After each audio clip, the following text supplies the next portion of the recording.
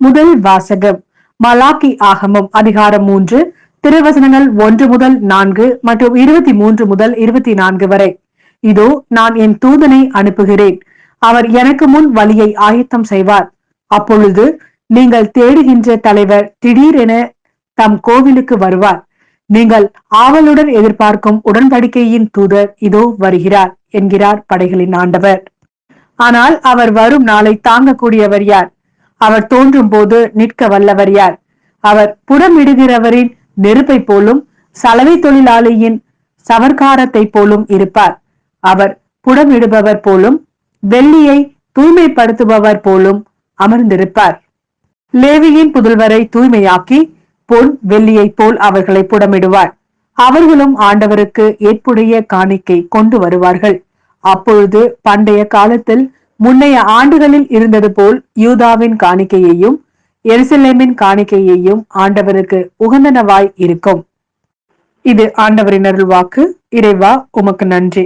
லூக்கா எழுதிய நற்செய்தி அதிகாரம் 1 திருவசனங்கள் 57 முதல் 66 வரை. எலிசபெத்துக்கு பேறுகாலம் நெருங்கியது. அவர் ஒரு மகனை பெற்றெடுத்தார்.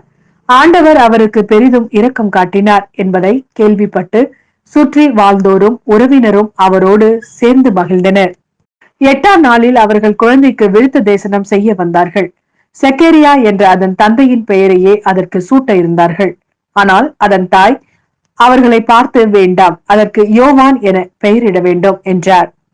அவர்கள் அவரிடம், உறவினருள் இப்பெயர் கொண்டவர் எவரும் இல்லையே என்று சொல்லி, குழந்தைக்கு என்ன பெயரிடலாம், விருப்பம் என்ன என்று தந்தையை நோக்கி சைகை காட்டி கேட்டார்கள். அதற்கு அவர் எழுது பலகை ஒன்றை கேட்டு வாங்கி இக்குழந்தையின் பெயர் யோவான் என்று எழுதினார்.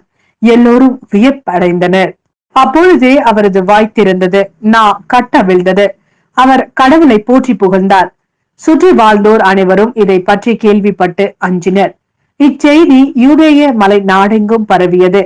கேள்விப்பட்டவர்கள் யாவரும் இச்செய்தியை தங்கள் உள்ளங்களில் இருத்தி இக்குழந்தை எப்படிப்பட்டதாக இருக்குமோ என்று சொல்லிக் கொண்டார்கள். ஏனெனில் அக்குழந்தை ஆண்டவருடைய கைவன்மையை பெற்றிருந்தது.